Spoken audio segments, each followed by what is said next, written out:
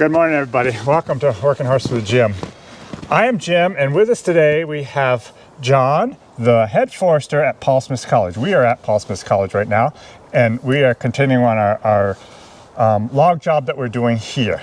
But I wanted John to kind of talk a little bit about the college and explain what goes on here, and so that, who knows, maybe there's someone out there watching that wants to go into the forestry business, logging business, or whatever, that might at some point want to come to this college. So he's going to talk a little bit about that, and then we've got some trees to mark, and he's going to mark trees for us, and then we're going to get to logging.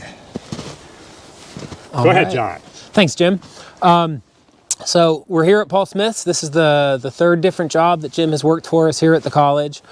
We like to think of ourselves as really like the premier forestry college in the country. It's not the case that we're the biggest program, but there's really nowhere else, no other college where forestry is as big of a part of what the college is. So Paul Smith's goes back to the 1850s. Paul Smith himself was a Vermonter, Jim would be proud to note. Came over across the lake. He had done a bunch of things, worked on farms, worked in a sawmill. He had worked on the Champlain Canal. kind of shipping grain up and down Lake Champlain. But he always loved getting out over into the Adirondacks and up into the mountains and hunting and fishing and trapping and all that. And in the 1850s, he came over to Loon Lake, Vermontville, a little bit east of here, and worked out as a guide for city people who started coming up around that time out of some crummy little hut. And one time he was up here, and one of his marks, one of the guys he was guiding, a banker from New York, said, boy, you know, we went to that spot, that beautiful lake, you took me out there, and if you would build a hotel there, nice enough that I could bring my wife to, I would front you the money and kind of get you started in business. Jim and I were just talking about kind of the audacity that it takes to start a business and some of those challenges. Very much would have been true 165 whatever years ago in the middle of nowhere in the Adirondacks, but he went with it. Paul Smith bought his first plot of land, built a, called it a hotel, but it was basically just a cabin. And over the following 40 years or so, grew that out to become this luxury wilderness resort. Presidents and senators and ambassadors, the Rockefellers and Vanderbilt's titans of business would all come through there. Ended up acquiring around 70,000 acres of land, had a railroad, a power and light company, all totally self-made. And he died, passed it on to his sons. One son kept in the business, but in the early 30s, the hotel burnt down.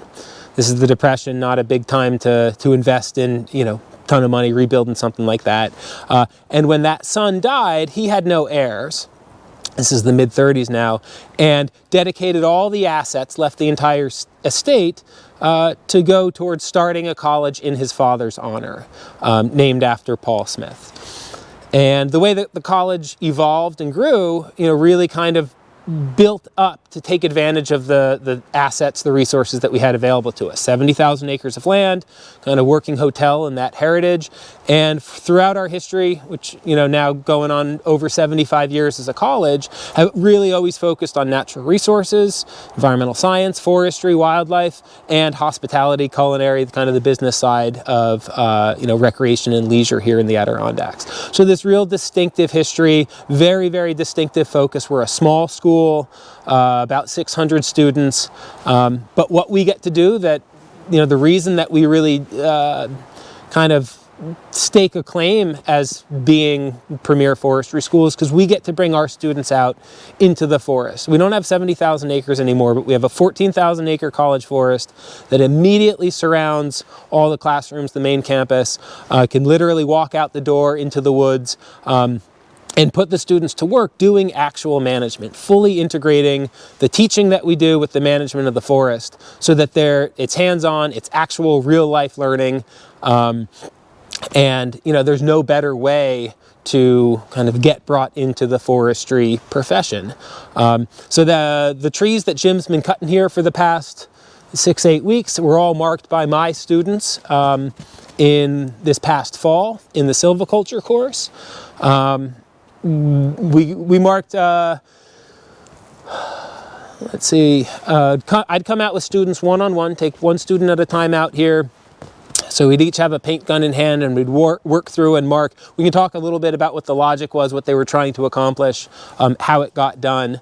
But now we're at a section of the stand where the student work finished off. Jim's a go-getter, so he cut nearly all the trees we've had marked. So we've got to get a little bit more paint out here for him. And I was telling Jim this morning, I was a little bit late getting out here because I was trying to round up another student to come with me. I hate to work in the woods alone, not because I mind it for itself. I spent plenty of time in the woods alone and in fact appreciate it. But my role as both the head forester and as a professor on the forestry faculty, just feels like a missed opportunity to be out in the woods doing some work and not having a student tag along.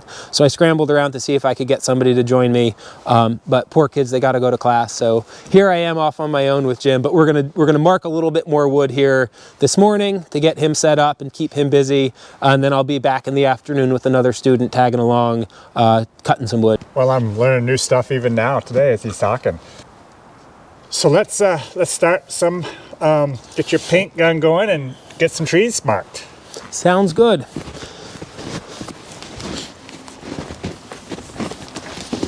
As you notice in here, it's quite dark, and that's because it's quite thick in here, and that's one of the things that John hopes to change as he's cutting some trees down, or marking some trees. Yeah, we talked about this earlier, but I'll just kind of reiterate it now to set the stage. Very often as a forester, or let's say always as a forester, your role is to figure out ways to create value for people from the forest, right? Is there some way that we could manipulate the stand structure, the density, the composition, the spacing, the arrangement of the trees that we've got, that's going to put that forest on path to grow and develop in a way that will create more value for the landowner, for the community, for society at large, than otherwise would have been obtained, otherwise that we would have been able to get if we hadn't done anything at all. But now obviously what constitutes value is different from one person to the next. So typically the starting point for a conversation with a landowner as the forester is to say, what are your objectives? What do you hope to get from the forest? What are the things that are meaningful to you as a forest owner? Is it wildlife? Is it recreation? Is it generating income from timber? Is it making maple syrup? Is it carbon, biodiversity? Driving your four-wheeler around, like all sorts of things, right? And it's not our role as foresters to tell them what they like, tell them what to think, but to listen carefully to what it is that they want and then figure out what we can do to help them get more of that from the forest. And often it's a back and forth, it's an iterative conversation, because most landowners don't have sort of well-developed, fully formed ideas about what's even possible. All that being said, it's not at all uncommon. Sit down at the kitchen table, young forester with their first client, you've got your pencil sharpened, your notebook's out, you kind of learned the whole process that you're supposed to go through, and it all starts with the landowner telling you their objectives. And you say, okay, so tell me your objectives. And they say, oh, I don't know. Why don't you do what you think is best? And that goes against essentially everything that we try to teach the foresters. It's not about what you think is best. It's not about what you would do if it were your own land. It's about creating value for them. In a situation like that, it's not the case that there's nothing to do, right? And this is the conversation we had earlier. In a case like that, there's still value that can be created for the landowner by essentially buying them time to make the decision in the future.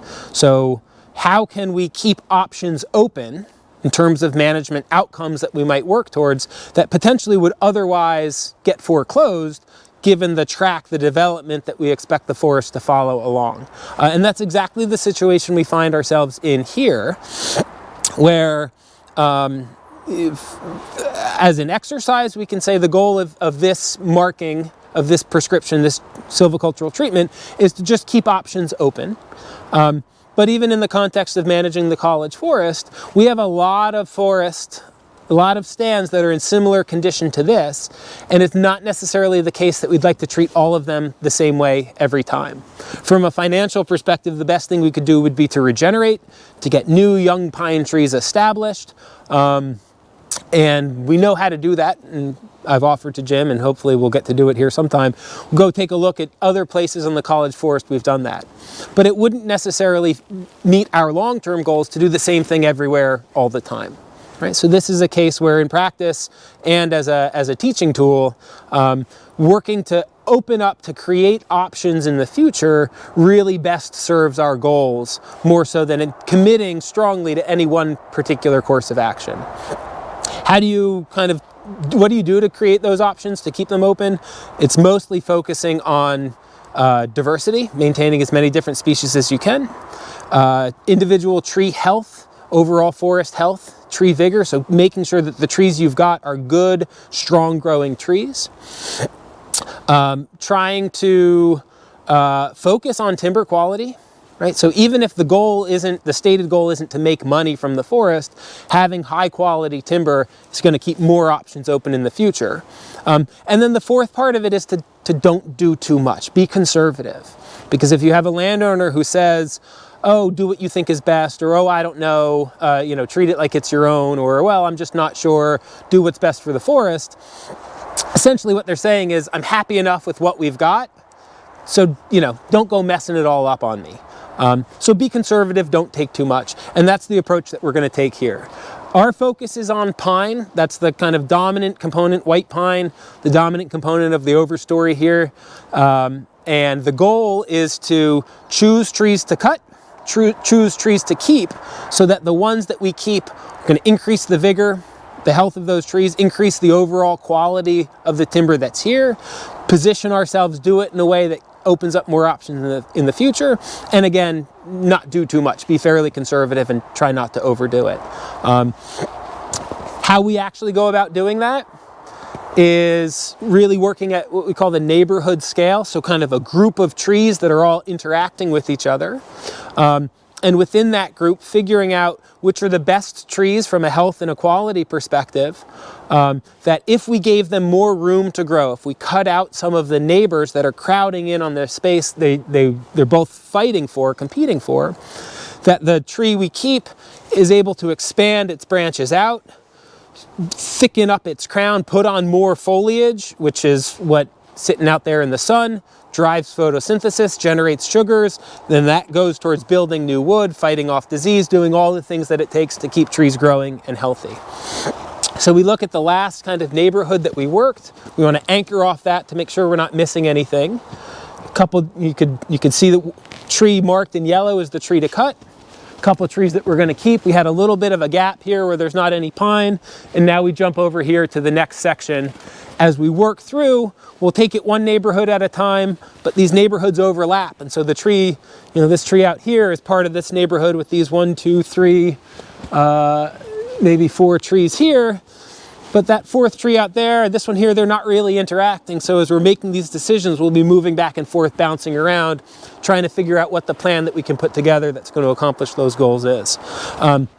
So let's just step right in here and take a look at what we've got. Again, we've got 1, 2, 3 trees here in this neighborhood, and then that spills into the next pine up there, another pine down there, and a few trees interacting. The goal is to hone in on the healthiest, highest quality tree, to ask ourselves what we could do to make it even better, to improve its position, and then think through the implications and see how that's going to play out as we keep looking. When we talk about healthy and high quality, quality is fairly straightforward. Is it a straight stem? This is timber quality, a straight stem, free of branches, no seams or twists or any obvious evidence of rot or red rot or anything like that. And when we think of health, of vigor, really we're looking up at the crown. We're looking at how deep does that crown go down? How wide do the branches spread? John, if I can interrupt you, my neck's kind of sore doing this job for you. I don't envy you at all. This is, might be a pain in the neck, but... I knew you were a pain in the neck. Try sitting at a computer all day. Exactly. Sorry, go ahead. So, no, constantly looking up. I mean, very often I'm out here with students and somebody falls over, either me or them, because you're not looking on the ground in front of you, and you're not just sort of scanning at eye level, you're always looking up. Right. What really drives decisions is what's happening up in the canopy. And so you can see these 3 trees here. It's actually a great example of how this can be a pretty tough decision. The tree all the way to the left has the widest crown. You can see that it spreads the widest, but it's fairly thin. You can look up and see a lot of daylight through it. The tree in the middle has a fairly compact crown, but it's much, much thicker. And the tree on the left has what's probably the deepest crown, but it's also fairly thin and it's not as wide spreading. Right? So it's not totally obvious that one of these trees is way better than the other. The tree in the middle with the nice full thick crown, well, it's lopsided. It's only on one side, and we know that the shape of the crown really probably mimics what we would see underground in terms of the roots. That tree probably has a lopsided root system, which means that when the wind blows from the west... I never knew that, John. So if the limbs are all on one side, the roots are on the same side? Very, very often that's the case. Okay. These 2 trees here, their roots are in the same way that their crowns are fighting for growing space, their roots are fighting for growing space. Okay, right. And if we cut that tree down, this guy's only got roots that come out this far. Yeah. And so when a big wind blows in from the west, it's got roots on that side that can kind of grab and work in tension, but it would really like to be balanced and have nice wide spreading roots that hold it up. So it's introducing some serious risk. Again, the point is to try to open up options. If we don't do anything, that problem's only going to get worse 10 years from now, 20 years from now, to where we might feel like we wouldn't be able to cut that tree at all for fear that this would come out. So by doing a little bit of thinning, by actively intervening, we let these trees not just have these big wide spreading crowns, but also the corresponding wide spreading roots, low center of gravity because they're growing, they're putting on a lot of wood, and that's going to make them much more stable if we want to try to regenerate. So there's not an obvious call here from the perspective of just looking up at the crowns. From a timber perspective, they're all pretty good. None of them are, just 1 in a million, got to write home about. Definitely want to look at the health angle, right? Maybe there's some other clue in here that's going to help make this decision for us. I wasn't going to say anything, so I'll let you say it. You didn't want me to be like, so we're going to cut this and keep that? No, so Jim just pointed it out, right? Right in here, we see this little bit of fungus growing out from an old branch wound. There used to be a branch that came out here, it broke off, and inside the core of this tree, we're going to have, there is decay, and it is now sprouting out through here. Unsurprisingly, right, we said this tree had the wider crown, but it was sort of a weaker one. That's what's doing it. This tree is under stress, and so it's not able to send up all the nutrients and the sugars that it needs to support that crown because of all the internal decay that's wearing against it, right? So we still want to take a second look here, make sure that we're not setting ourselves up for trouble, but we're pretty strongly inclined to cut this one out. Before we go ahead and mark it, let's just put a little pin in that and then look ahead and see is there some implication, either in terms of a tree that we really want to make sure, like let's just say, for example, that there was a really nice tree right next to this one that is our highest priority to give more growing space to. In that case, we would want to cut this tree down. And if we're cutting this tree down, then it might feel like we're violating that fourth rule. We're doing too much to cut two right next to each other. Right. This is Which I personally don't mind if you do. Yeah. But if we were going to do that, then we'd, again, we're potentially losing out on some options, or at least if we're going to commit all the way to there, then we'd probably want to do something more aggressive and actually regenerate to fill in that space. So in this case, that doesn't seem to be, there's nothing that jumps out that says, there's a critical decision that's about to happen ahead of time. So in this case, it's okay effectively to let the health of this tree make the decision for us. We've got this one, which appears to be in better health, maybe taking on a little bit of a risk, thinning a neighbor that's so close to it, but that's the hand that we've been dealt. This tree we'll take a harder look at when we get to it, but there's nothing that says it has to come out for the benefit of something else behind it. So now we can just go ahead and mark this one.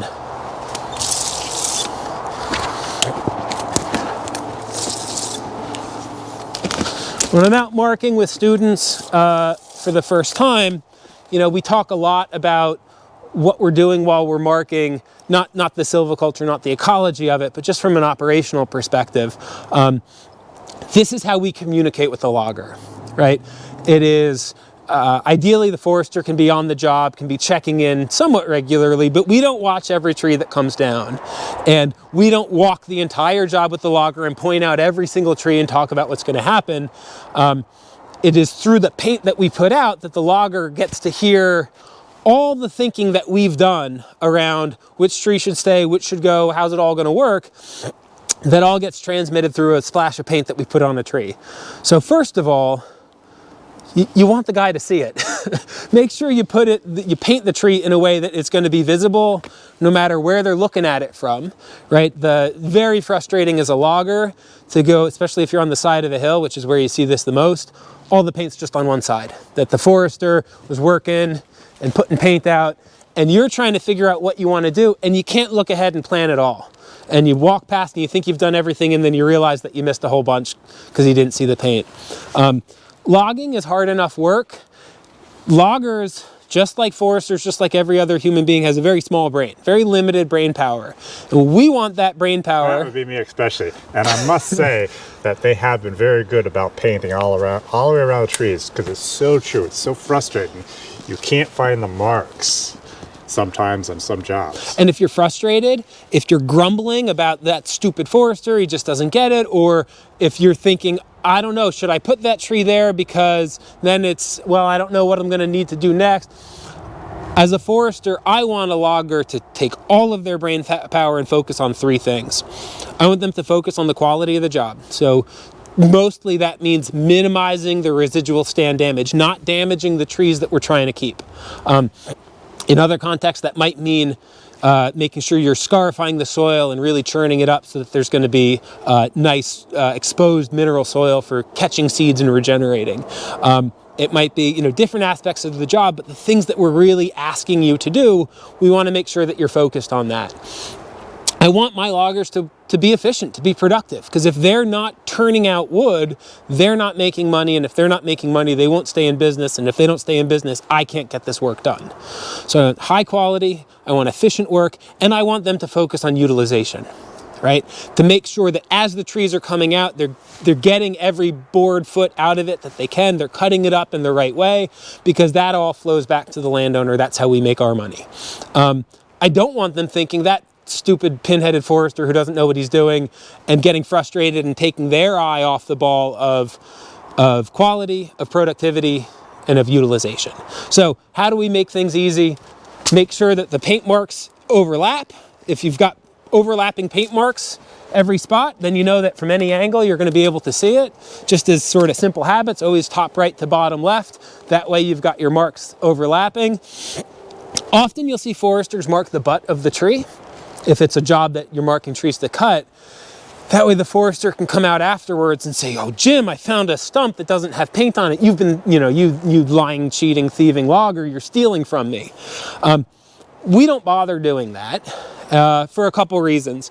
One, let's say I'm out here marking, squirt my butt mark, and then we come back and we find a tree that seemingly doesn't have any paint on it.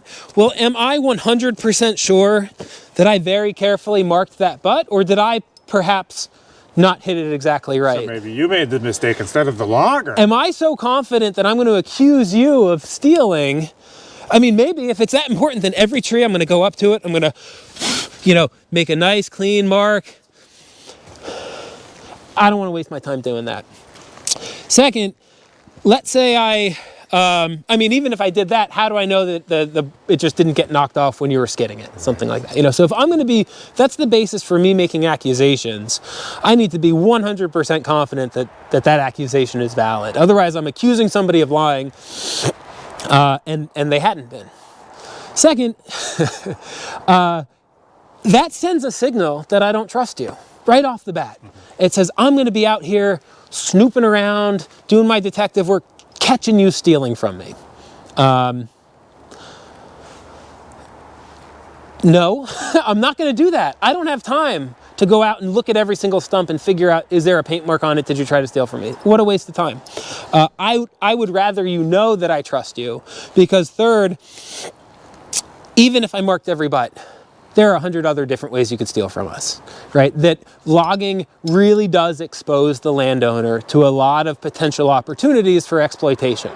But if you work with people you trust, that all goes away. And I don't want to send the signal that I don't trust you. So paint's expensive, it's not cheap, but it's not so expensive that I'm, trying to be stingy on it, but it's not so cheap that I want to waste my time spraying stumps and especially because it truly is counterproductive. It sends the message that I don't trust you. And if I don't trust you, we shouldn't be working together. Hey, Yep. See that. Hey, For sure. One thing, I don't know if it would work or not, but like here, it's clear, it's so easy to see the paint, and you do a good job of painting it. But when you got all kinds of balsam in there, would it pay to spray it up high so it's visible? If that, if that helps, we could definitely do that. I don't know. I think it might help, because a lot of the balsams are only, and you can't see them. Yeah. I mean, it's fine if there's no snow, but when there's snow, I'm telling you, you just can't see things. So those are the ideas. This is how we're doing it. We can move through, pretty quick at this point now. So this tree, we've already got the tree that we had marked. This will benefit a fair bit from that. It's competing with this big one here, but other than each other, they've both got room to move two different sides. Not hugely encouraged by what we see there, right. But it's not so problematic that we need to just cut this tree out for its own sake and leave a big hole. So again, being conservative. That means we can jump ahead to the next little neighborhood. We've got this spruce here, but we're again mostly just focused on the pine. Here we've got 3 pine trees, 1, 2, 3, all in a triangle. A 4th one down here, a 5th down there, 6th by the power lines, and then it spills down into some more, another pocket over there. We'll get started just these 3 here. Again, most of the time we're looking up. A bad habit, find the worst tree, get it out first. And that's good, that's not a bad thing. But better still is to find the very best tree and make sure it has the room it needs to grow. It has all the resources it needs to thrive. And if that means cutting out the worst tree, great. But if that means cutting out the second best tree, focus on what you can do for the very best, right? So instead of kind of process of elimination starting from the worst, in this case, this is probably the best tree in this bunch. Big, thick, full, wide crown. It's been a little bit crowded. It's been kind of sort of pinched in, but clearly nice quality stem. Nice wide, deep crown, good thick full foliage. And what could we do to make this tree even happier? What are the trees that are most directly competing with it for growing space? And you can just see from looking at the crown, it's uneven. It's had all the room it's needed to grow in that direction. And so it's spread its branches out. We'd like for it to be able to do the same thing this way, but it's bumped up against these neighbors. In this case, it's fairly straightforward. We'll take this weaker, smaller tree here.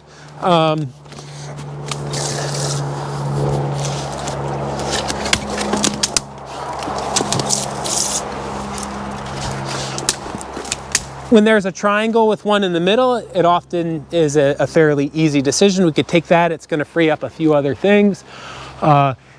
Be tempted to take this one, that would probably have a bigger impact. It's more competing a little bit more aggressively with our tree here, but then it creates a great big hole and there's nothing to fill it in on that side. And again, for a job like this, we want to be conservative. We don't want to overdo it. So then we keep moving forward. We sort of anchor the decisions on the last couple trees we looked at. We looked at these 2. That 3rd one is sort of outside the area that's going to be affected, but now we can look at this one, tie it back down into here with these. What do we see happening here?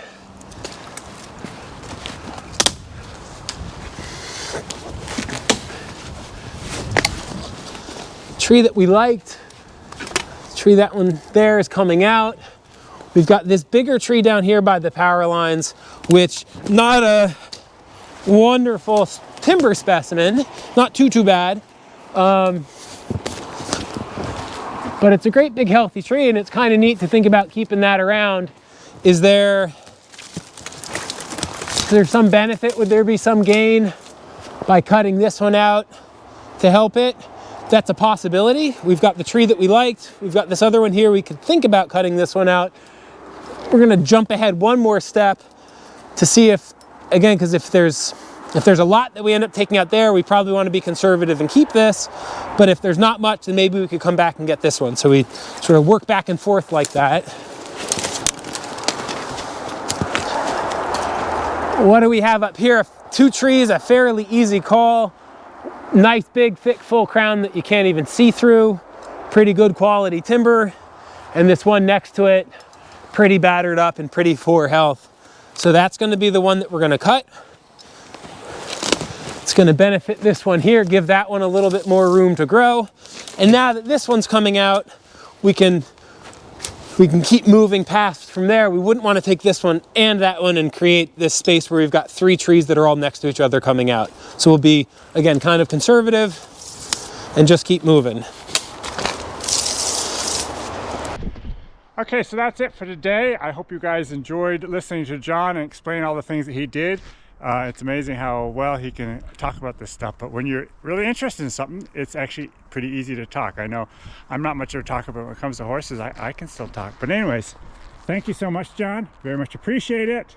And we'll see you this afternoon, actually, with another student. So Absolutely. that will continue on. Yep. Yeah. Great. Thank you. Thank you, Jim.